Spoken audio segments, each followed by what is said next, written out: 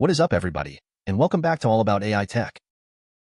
I'm your host, and I am so pumped for today's video because we're diving into a topic that's straight out of science fiction, but guess what? It's becoming a reality thanks to none other than Elon Musk's Neuralink. Buckle up, because we're about to explore the mind-blowing world of brain-computer interfaces, the latest updates from Neuralink's human trials, and why this technology is causing both excitement and concern around the globe. So, you know how much I love everything AI, and Neuralink is right at the intersection of AI and, well, our brains. Musk has been talking about this vision of merging human minds with AI for a long time, and Neuralink is his big play to make it happen. He really believes this technology can change the world for people with disabilities, help us keep up with AI, and maybe even unlock new levels of human potential. It's some next-level stuff, and whether you're on board or a little freaked out, you've got to admit it's fascinating. Let's break down what this technology is all about. Imagine a tiny, coin-sized device implanted in your skull, with super thin threads containing electrodes that go right into your brain. That's the Neuralink chip. The idea is that these electrodes can pick up the electrical signals from your neurons, that's how your brain cells communicate, and then translate those signals into commands for external devices. In theory, that means you could control your phone, computer, even a prosthetic limb, just with your thoughts. The big news right now is that Neuralink has successfully implanted their second human patient with a brain chip. This comes after their first human trial earlier this year. More on that in a bit. But hold on, before you get too excited, there's a catch. While Musk is claiming this second implant is working very well, there are definitely challenges to address. Remember Neuralink's first human patient? His name is Nolan Arbaugh, and he got the implant after being paralyzed in a diving accident. Initially, he was able to do some pretty incredible things, like play video games and browse the internet with his mind.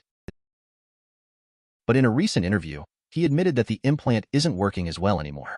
He's lost a significant amount of functionality because some of those electrode threads have come loose. We're talking about going from being able to control a computer cursor with ease to only having 10 to 15% of the chip's nodes still working.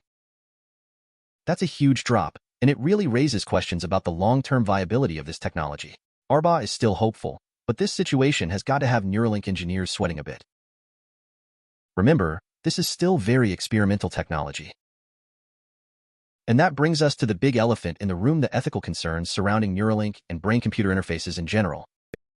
We're literally talking about implanting devices into people's brains. There are massive questions about safety, about the potential for abuse, and even about what it means to be human in a world where our thoughts can be accessed and potentially manipulated. Some people are understandably saying this technology is moving too fast.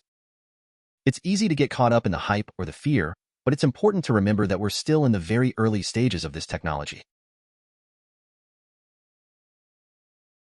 What's happening with Neuralink right now is groundbreaking, but it's going to be a long road before brain-computer interfaces are something the average person has access to.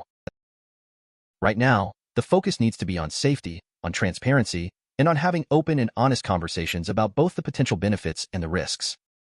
All right, guys, I want to hear from you. What are your thoughts on Neuralink and the future of brain-computer interfaces? Are you excited about the possibilities, or do you think this is a line we shouldn't cross?